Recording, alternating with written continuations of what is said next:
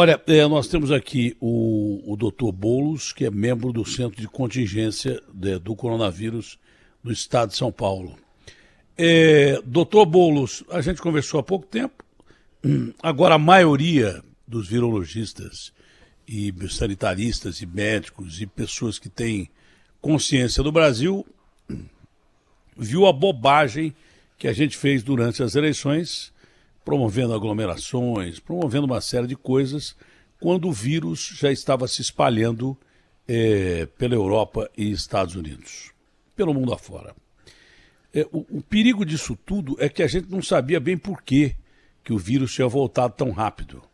De repente se descobriu uma nova cepa lá na Inglaterra, só porque a Inglaterra sequencia mais que todo mundo, porque ela já estava espalhada pelo mundo. E que bem provável, sei lá, pode ser essa cepa a responsável pelo vírus ter voltado com essa proporção que voltou, não é? Juntada com a outra cepa, que agora já tem uma outra cepa lá na África do Sul sequenciada e deve ter outras mais. Quanto mais tempo a gente perde com política e menos tempo a gente perde com vacina, imunizar o povo, quanto mais a gente politiza o vírus e quanto menos a gente perde tempo com vacina, quer dizer, ganha tempo com vacina, é essa frase, perde tempo com política e ganha tempo com vacina, mais o vírus vai aprendendo a se portar dentro do organismo humano para que ele, vírus, sobreviva, e ele só mata a gente porque ele tem que sobreviver. Tá? É simples assim. É um princípio natural das coisas, é a natureza. Foi sugerido ao governador um lockdown ou medidas mais sérias pelo Comitê de Contingência. Professor Boulos, um bom dia e é um prazer falar com o senhor.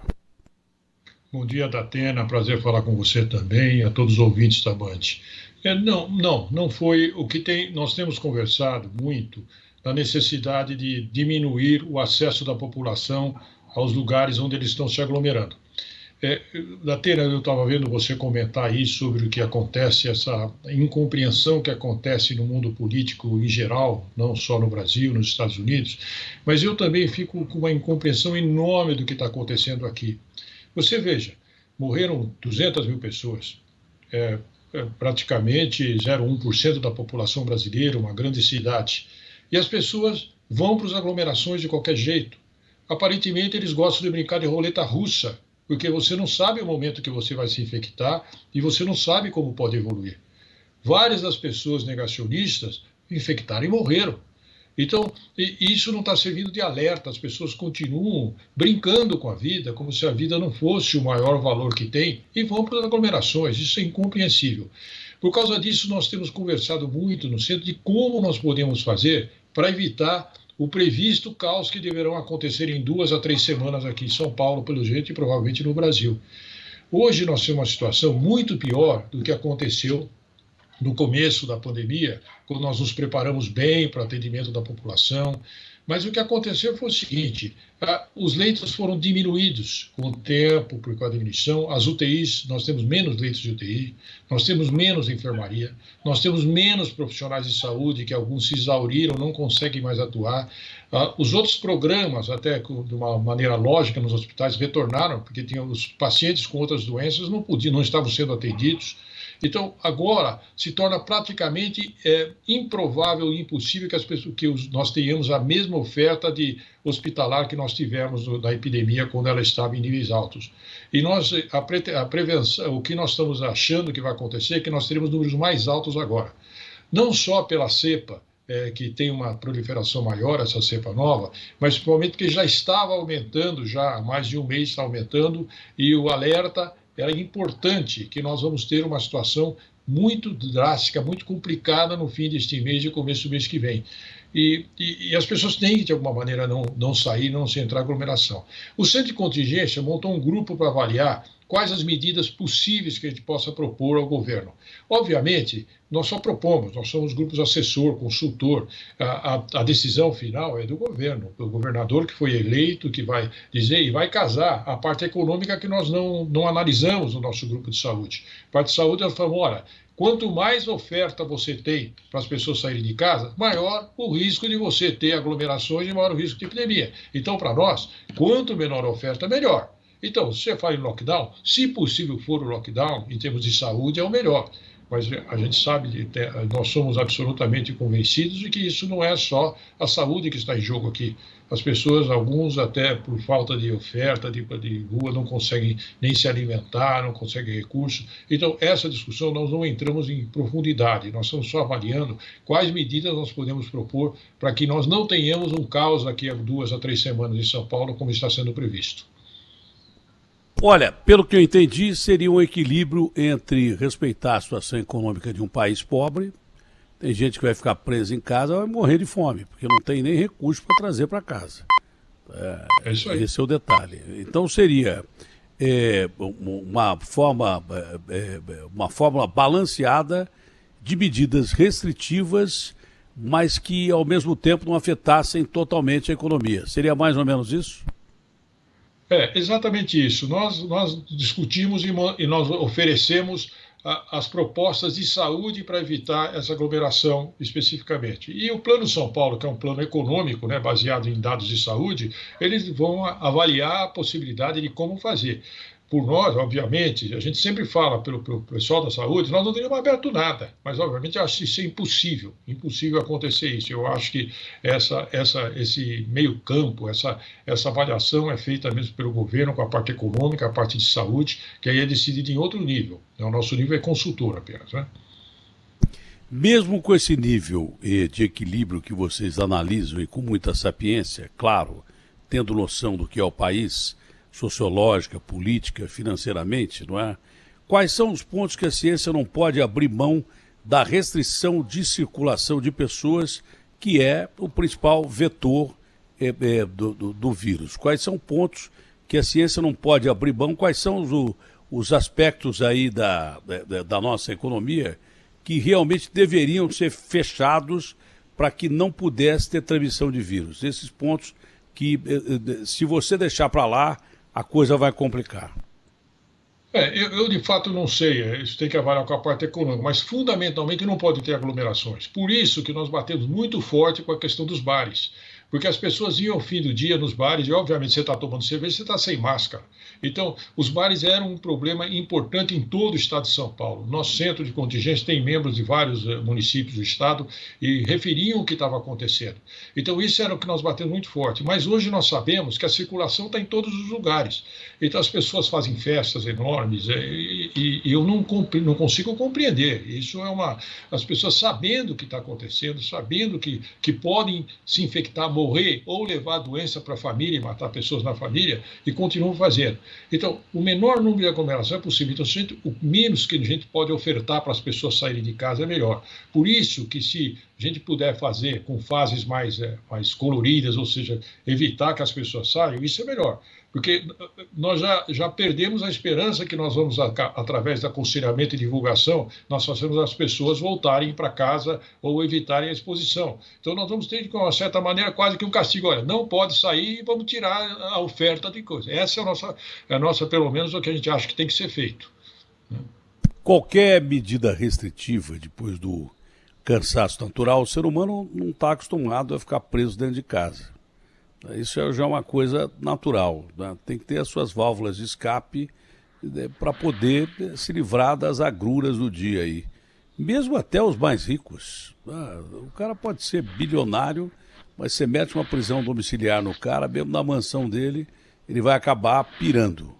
Então, socialmente, o homem não aceita isso. E nós estamos para lá do limite do vídeo dos Estados Unidos. Estamos para lá do limite da compreensão. É provável que provado que durante as grandes pragas as pessoas enlouqueceram, faziam orgias, vão morrer mesmo e pronto, acabou e tal. E a coisa acabou se resolvendo, porque não havia recursos científicos, né? Havia-se alguma observação. Por exemplo, durante a peste bubônica eles quase que acertaram. Eles usavam máscaras bem parecidas com essas que nós usamos hoje. Só que o vírus não era transmitido pelo ar, era transmitido pelo rato, pela pulga do rato. Mas eles passaram perto, já tinham alguma noção de ciência, você vê aquela máscara lá do cara bicudo com óculos, era até proteger até mais, porque já tinha o óculos ali direto, não tinha o óculos por cima da máscara. Mas é natural que o ser humano perca a cabeça. Agora, para você restringir, por exemplo, alguns setores que já estão quebrados, bares e restaurantes e tal, a aglomeração desses bares funks, dessas festas de bacana, aí entra um negócio chamado autoritarismo, né? Aí você vai ter que usar da autoridade, da legalidade, para exercer o poder do Estado em não permitir que se aglomere. E é aí que mora o perigo de você passar da bola e vou usar a mesma frase que eu usei agora há pouco aqui.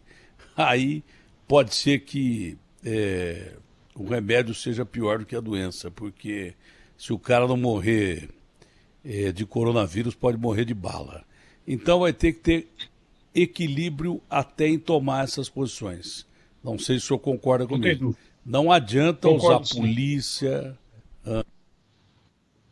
Concordo. A única coisa, Atena, a gente tem que saber que nós vamos começar logo a vacina. Não sei quando nós começaremos a vacinar, mas a vacina, provavelmente em 4 meses, 5 meses, vacinando toda a população gradativamente, nós vamos ter um aumento da imunidade e a epidemia vai sair, vai embora. Então, eu sei que esta epidemia específica, ela furou tudo que a gente imaginava. Para mim, nós não teríamos mais epidemia nesse ano, nem em dezembro já teria acabado.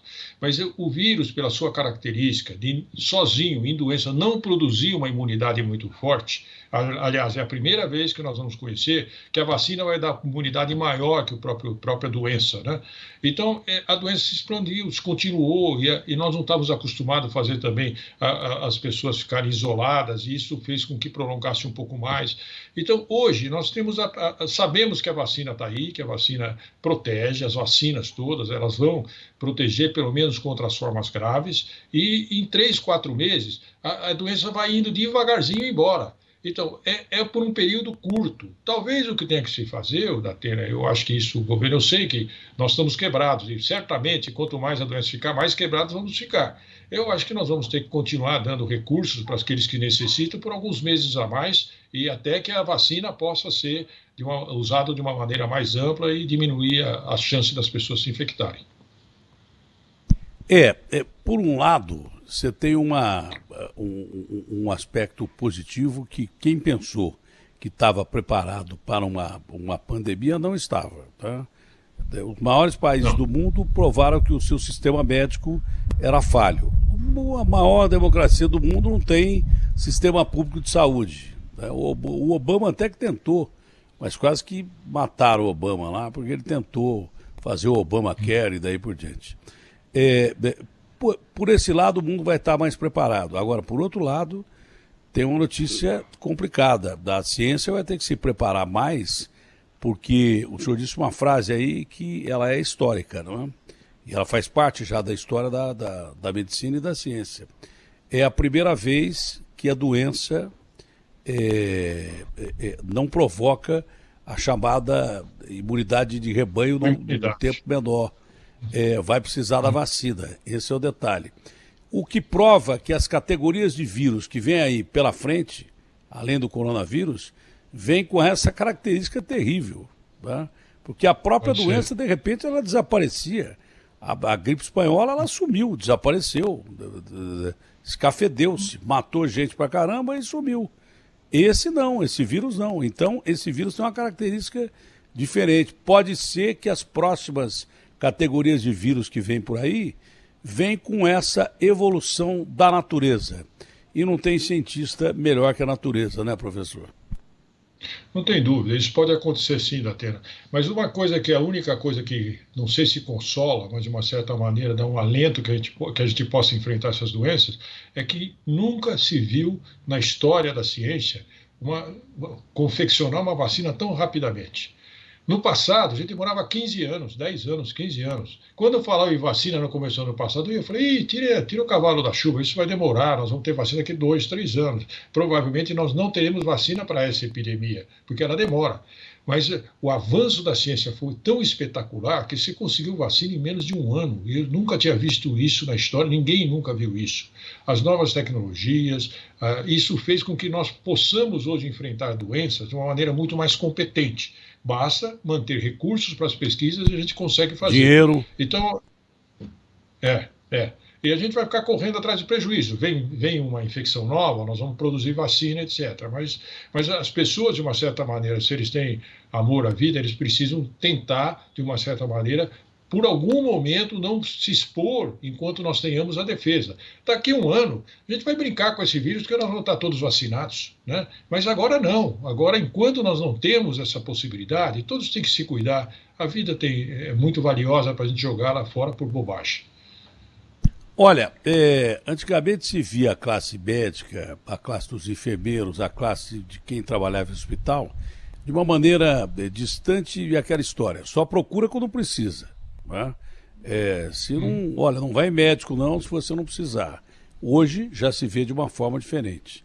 Hoje já se sente a necessidade premente de você saber o que pode acontecer com você, o que é muito bom porque... eu tenho a impressão que foi reduzida a epidemia de gripe, eu não sei em que percentual, só pelo fato de muita gente manter o distanciamento e da higiene das mãos e da máscara, as epidemias de gripes, essas comuns. Eu, por exemplo, não peguei gripe esse ano. Eu sou do alto grupo de risco, eu tenho todas as comorbidades possíveis e imagináveis. Eu estou no topo da lista aí, eu não preciso ser o primeiro a ser vacinado e nem tem muita necessidade de passar na frente de ninguém. Eu sou meio que como oriental, eu já vivi bastante, deixo o jovem viver mais do que eu. Mas eu, por exemplo, eu teria que ser um dos primeiros caras a tomar esse raio dessa vacina, porque eu tenho todas as comorbidades.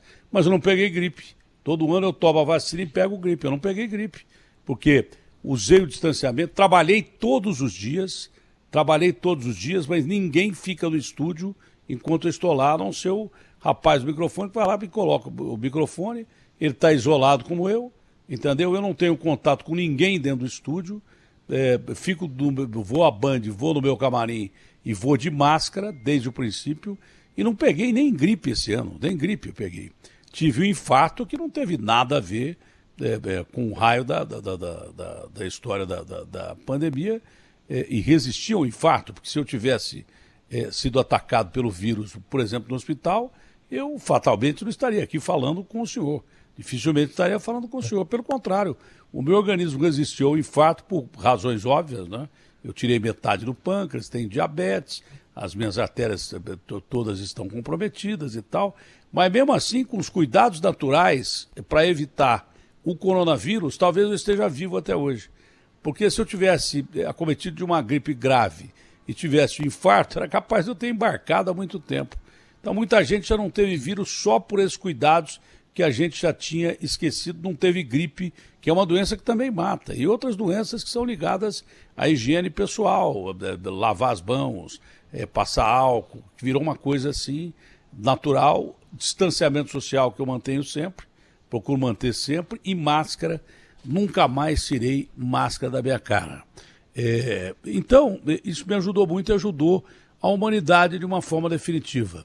Eu não queria encerrar com essa pergunta, mas já que o senhor falou, porque está tão boa a entrevista, o senhor pode até falar sobre isso, mas uma coisa me chamou a atenção durante a entrevista, porque eu ouço quando o entrevistado fala. Normalmente o cara que faz entrevista, ele pega a pauta dele e fica querendo que o cara fale que está dentro da pauta dele. Eu não gosto de pauta. Eu gosto de ouvir o que o cidadão está falando, porque não existe bom entrevistador.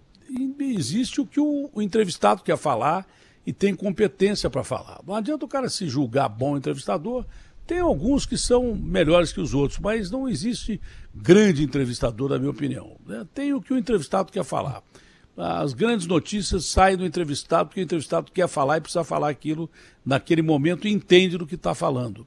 Mas o senhor disse um fato aí que daqui 15 dias a gente vai viver um período muito difícil. Eu queria saber o que é esse período e a que ponto nós vamos chegar aqui em São Paulo nesse período e se muito disso é por causa das eleições. Bem, as eleições podem ter participado, mas o fato é que a aglomeração com as eleições mesmo foi grande e aumentou depois, até mesmo sem as eleições. O que vai acontecer? Bom, primeiro, Datena, só falar de você. Você é um entrevistador que eu diria que é conciso e consegue captar os pontos mais importantes e destacar como esse que você está falando agora. Isso é habitual, não é tão habitual entre os entrevistadores. Você tem uma concisão e uma objetividade muito importante para um entrevistador. Eu queria dizer que nós vamos ter o uso de máscara foi importante, tão importante que você não teve o H1N1, o H3N2, a tal ponto que no Japão hoje, todo inverno eles usam máscara. Exatamente para evitar a gripe, porque você evita tudo. A gripe, que é comum em todo o inverno, e nós tivemos também, claro, H1N1, H3N2 isoladas este ano passado, mas em número muito menor, exatamente pelo uso de máscara e pelo distanciamento social. Talvez nós transformemos também numa rotina usar máscara no inverno, pelo menos quando você tem doenças de transmissão respiratória maior. Com relação o aumento de casos que nós estamos observando e que as curvas mostram que nós não temos como evitar esse aumento neste momento, a não ser que nós tomemos medidas drásticas nos próximos dias, nós vamos chegar no fim do mês porque hoje os hospitais privados já estão no seu limite.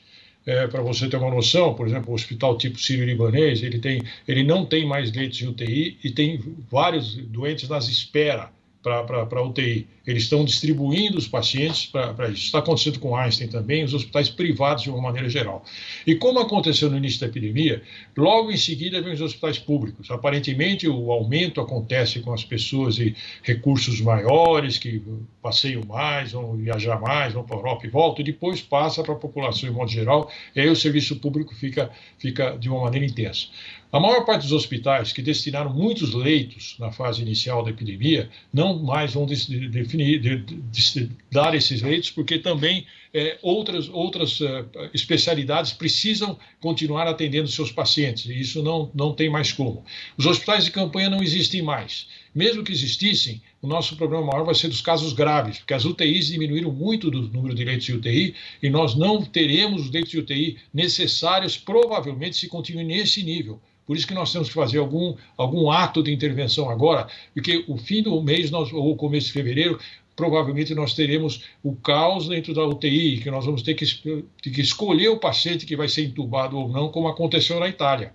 Então, ou seja, nós conseguimos fugir disso porque nós conseguimos trabalhar muito bem no início da epidemia com uma oferta enorme de leitos, de UTIs, etc. Agora nós não temos mais essa oferta. Está havendo falta de recursos humanos. Nós estamos com falta de médicos, falta de enfermeiros, está se correndo para tentar aparelhar as estruturas públicas, mas nós vamos ter dificuldades. Essa dificuldade está sendo prevista e certamente nós teremos que tomar medidas mais rígidas para evitar que o número de casos aumente tanto que nós cheguemos a esse fato, a esse fim que é lamentável de não poder atender a todos de maneira igual. Doutor Boulos, saúde acima de tudo, muito obrigado pelos serviços prestados ao senhor e à comunidade para a sociedade paulistana e brasileira. Parabéns a todos vocês e que Deus nos ajude, Deus salve o Brasil e o mundo. Muito obrigado, prazer falar com o senhor. Eu agradeço, Datena, e a todos os ouvintes da Band. Um abraço e um bom ano para todos vocês. Abraço, um grande e ótimo ano para o senhor também.